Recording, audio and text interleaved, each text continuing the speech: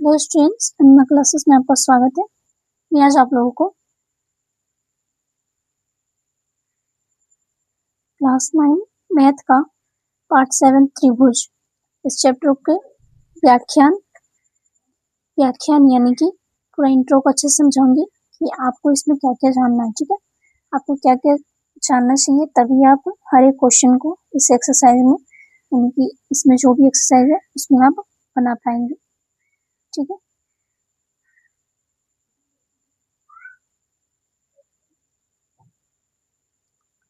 तो इसमें आपको क्या क्या जानना है उसके बारे में आपको समझाती हूँ। ठीक है, इसके साथ साथ क्या होगा कि आपका चैप्टर 7 का हर एक एक्सरसाइज का आपका जो भी इंट्रो है वो सारा इंट्रो आपका इंट्रो के साथ साथ सारा एक्सरसाइज का जो वीडियो है वो आपका यूट्यूब चैनल में मिल जाएगा अन्ना क्लासेस में। ठीक है, इसके साथ साथ क्या है कि चैप्टर 7 का MCQ, VYQs और क्वेश्चन बैंक के क्वेश्चन भी अन्ना क्लास में अवेलेबल कराए गए हैं, तो जरूर से जरूर सारा कुछ देख लीजिएगा। ठीक है, ताकि आप लोगों को एग्जाम की प्रिपरेशन में आसानी हो सके, ना कि सिर्फ मैथ का बल्कि हिंदी, इंग्लिश, साइंस और सोशल साइंस का भी हर एक सब्जेक्ट का पूरा chapter wise introduction video, lecture video, notes video और तो और जो प्रश्नावली वीडियोस यानी प्रश्नोत्तर वीडियोस और तो और MCQ, VYQs और क्वेश्चन बैंक के क्वेश्चंस भी अवेलेबल कराए गए। क्लास 9 का ही ऐसा है, क्लास 9, क्लास 6, 7, 8 ये सब का आपका सारा कुछ जो भी है VYQs या MCQs जो भी है वो सारा कुछ आपका MCQ में बस रहेगा। ठीक है, क्लास 10 से जो भी स्टूडेंट्स है उन लोगों का सारा कुछ आपका सब्जेक्टिव रहेगा, क्योंकि क्लास 10 के बाद सब्जेक्टिव में होता है क्लास 10 और 12 का, फिर 11 का ऑब्जेक्टिव भी रहेगा। तो आप लोग सबसे पहले एनिमा क्लासेस को सब्सक्राइब कीजिए, क्योंकि अभी आप क्लास 9 में हैं तो क्लास 10, 11, 12 भी आपको पढ़ना ही है। ठीक है, तो इसलिए सब्सक्राइब कीजिए ताकि आप लोग आगे की क्लासेस भी अच्छे से अटेंड कर सकें, क्योंकि एनिमा क्लासेस की फुल गारंटी रहता है कि आप लोगों को पूरा अच्छी तरीके से प्रिपेयर करें। ठीक है, चलिए वीडियो को आगे बढ़ाती हूँ। सबसे पहले है त्रिभुज क्या होता है। त्रिभुज किसे कहते हैं ये जानेंगे। 3 भुजाओं से बनी एक बंद आकृति को त्रिभुज कहते हैं। त्रिभुज के 3 शीर्ष, 3 भुजाएं तथा 3 कोण होते हैं। AB पहला भुजा है, जैसे एक त्रिभुज है ये। ठीक है, इसका पहला भुजा है AB, दूसरी भुजा है BC और तीसरी भुजा है C और A। ठीक है, हो गया। कोण इसमें क्या क्या बन रहा है, कोण A बन रहा है, कोण B बन रहा है और कोण C बन रहा है। शीर्ष इसका ABC यानी कि इसका जो शीर्ष है वो ABC बन रहा है। तीनों चीज क्या होता है, 3-3 होता है। हम लोग इसमें जानेंगे कि त्रिभुज की सर्वांग संगठन किसे कहते हैं। वे आकृतियां जो समान आकार और समान रूप की होती है सर्वांगसम आकृतियां कहलाती हैं। सर्वांगसम का अर्थ है सभी प्रकार से बराबर। इस प्रकार की आकृतियां एक दूसरे के ऊपर रखे जाने पर वे एक दूसरे को पूर्णतः ढक लेती हैं, जैसे समान त्रिज्या की वृत्त, समान भुजा का वर्ग और समान त्रिभुज। यदि एक त्रिभुज की भुजाएं और कोण दूसरे त्रिभुज की संगत भुजाओं और कोण के बराबर हो तो वे त्रिभुज सर्वांगसम कहलाता है। यानी कि कोई एक त्रिभुज है जिसकी भुजाएं और कोण जो है वो दूसरे त्रिभुज की यानी कि ये दोनों त्रिभुज का कोण और जो भुजा है यानी कि जो साइड है वो अगर एक जैसा रहेगा तो दोनों त्रिभुज क्या होगा, सर्वांगसम कहलाएंगे। सर्वांगसम का ये आपका चिन्ह रहता है। ठीक है, आपको एग्जाम में हर जगह सर्वांगसम लिखा हुआ नहीं रहेगा, आपको ये जो चिन्ह है, ठीक है, ये इसी से आपको पता करना है, ये इसका मतलब है कि ये सर्वांगसम है। ठीक है, क्योंकि आपको हर एक जगह लिखा हुआ नहीं दिखेगा एग्जाम में, तो इसलिए आपको चिन्ह याद रखना चाहिए कि सर्वांगसम का जो चिन्ह है वो क्या है। ठीक है, ताकि आप लोगों को कोई भी दिक्कत ना हो। ठीक है, तो सर्वांगसम का चिन्ह याद रखिएगा। तो त्रिभुज ABC सर्वांग समता है त्रिभुज PQR का। ठीक है, यदि त्रिभुज ABC सर्वांगसम है PQR हो तो संगत शीर्षक यानी कि जो शीर्षक है वो भी इक्वल हो जाता है। जैसे A और P ए और पी जो है उसके शीर्ष एक है, बी और क्यू भी एक है, ठीक है, सी और आर भी एक है।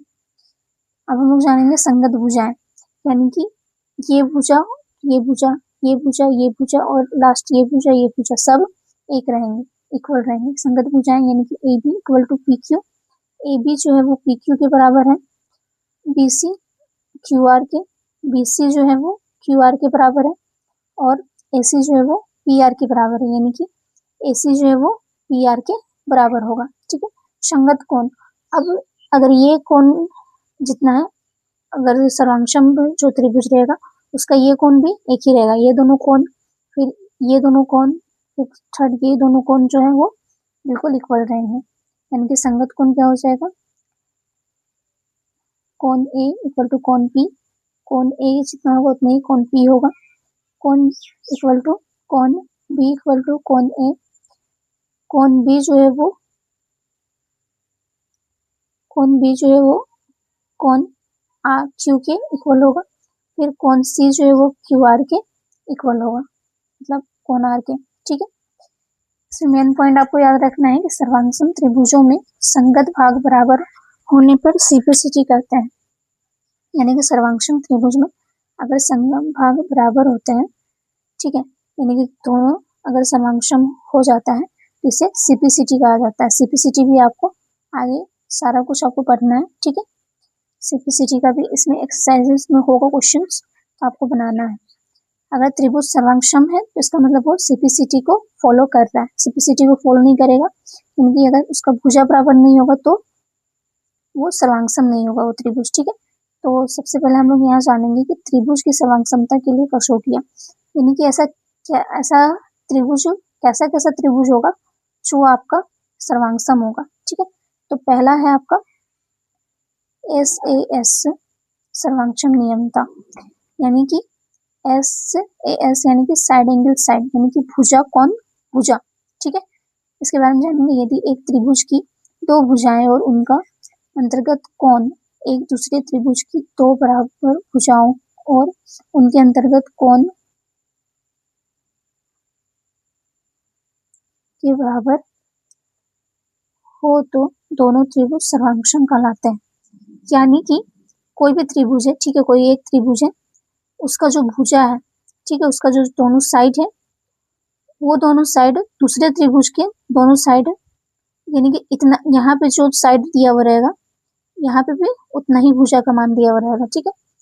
यानी कि दो भुजा अगर इक्वल रहता है, दो त्रिभुज का दो भुजा अगर इक्वल रहता है और उस दोनों भुजा के अंदर का जो कोण रहता है, यानी कि ये भुजा हो गया दोनों भुजा और इसके अंतर्गत कोण ये आया, तो ये कोण अगर यहाँ पे जितना है उतना ही सेकंड त्रिभुज में भी होगा, तो इसका मतलब है कि वो मतलब दोनों त्रिभुज जो है वो सर्वांगसम होगा, यानी कि त्रिभुज ABC सर्वांगसम होगा त्रिभुज PQR के, ठीक है। दूसरा आपका क्या है कि साइड एंगल साइड, यानी कि भुजा और भुजा, इसमें भी आपका सर्वांगसम होता है, यानी कि यदि एक त्रिभुज की तीनों भुजाएं दूसरे त्रिभुज की तीनों भुजाओं के बराबर हो तो दोनों त्रिभुज सर्वांगसम होंगे। यानी कि अगर एक त्रिभुज का जो तीनों भुजा है, ठीक है, अगर दूसरे त्रिभुज के तीनों भुजा से बिल्कुल इक्वल होंगे, यानी कि जैसे यहाँ पे 4 सेंटीमीटर है, ये भी 4 सेंटीमीटर है, ये 4 और इसके साथ साथ ये 4 सेंटीमीटर है और ये भी 4 सेंटीमीटर, अगर पहला वाला त्रिभुज का नीचे का भाग अगर 6 सेंटीमीटर है तो यहाँ पे भी आपका तो नीचे का भी भाग आपका 6 सेंटीमीटर होगा। यानी कि अगर एक त्रिभुज का मतलब दोनों त्रिभुज का जो है वो तीनों भुजा जो है वो बिल्कुल इक्वल होना चाहिए, इक्वल होगा तब भी वो जो त्रिभुज रहेगा वो आपका सर्वांगसम कहलाएंगे वो दोनों त्रिभुज, यानी कि त्रिभुज ABC सर्वांगसमता है त्रिभुज PQR के। थर्ड क्या है आपका एंगल साइड एंगल, यानी कि कोण भुजा कोण, यदि दो कोण और उनके बीच की भुजा बराबर हो तो त्रिभुज सर्वांगसम होंगे, ठीक है। यानी कि अगर किसी एक त्रिभुज का यदि दो कोण, ठीक है, यानी कि सपोज दैट अगर ये 30 डिग्री है तो ये भी आपका दूसरा वाला त्रिभुज का भी 30 डिग्री होगा, और ये 60 डिग्री है तो ये भी 60 डिग्री होगा, ठीक है। और दोनों कोण के बीच का जो भुजा रहेगा, यानी कि ये कोण और ये कोण के बीच का जो ये भुजा है, यानी कि ये जो साइड है, ये अगर यहाँ पे अगर एक त्रिभुज का 4 सेंटीमीटर, तो उसके जो सर्वांगसम त्रिभुज रहेंगे उसका भी 4 सेंटीमीटर होगा, तब क्या कहेंगे कि वो दोनों त्रिभुज जो है वो सर्वांगसम है, ठीक है। तो क्या हो जाएगा इसमें कि त्रिभुज ABC सर्वांगसम होगा त्रिभुज PQR के। लास्ट एक है आपका एक नियम है लास्ट और, जिसमें क्या है कि RHS यानी कि राइट एंगल हाइपोटेन्यूज साइड, यानी कि इसमें भी आपका जब ये नियम जब फॉलो होगा तब भी आपका जो त्रिभुज है वो सर्वांगसम होगा। तो कौन सा नियम? यदि एक या केवल समकोण त्रिभुज पर लागू होती है, यदि दोनों त्रिभुजों में, यानी कि ये सिर्फ समकोण त्रिभुज पर लागू होती है, यानी कि राइट त्रिभुज जो रहता है, ठीक है, यानी कि जिसका तीनों कोणों का योग जो रहेगा वो कितना रहेगा? तीनों कोणों का योग, यानी कोण 1 प्लस कोण 2 प्लस कोण 3 जो रहेगा वो 180 डिग्री रहेगा। 180 डिग्री को समकोण त्रिभुज बोला जाता है। तो अगर 180 डिग्री होगा तभी वो क्या रहेगा कि वो सर्वांगसम होगा, ठीक है। तो दोनों कोणों त्रिभुजों में क्या क्या होना चाहिए? दोनों त्रिभुज में एक एक समकोण हो, ठीक है, कर्ण बराबर हो तथा एक एक भुजा बराबर हो, तो दोनों त्रिभुज सर्वांगसम होंगे, ठीक है। जैसे यहाँ पे पहला त्रिभुज का क्या है कि तीनों एंगल जो है वो दूसरे त्रिभुज के बिल्कुल एंगल से मैच कर रहा है, साइड्स भी मैच कर रहा है, ठीक है, यानी कि इसका जो कोण है वो कितना है? 180 डिग्री होगा, ठीक है। तो इसका मतलब क्या है कि त्रिभुज ABC सर्वांगसम है त्रिभुज PQR के, ठीक है।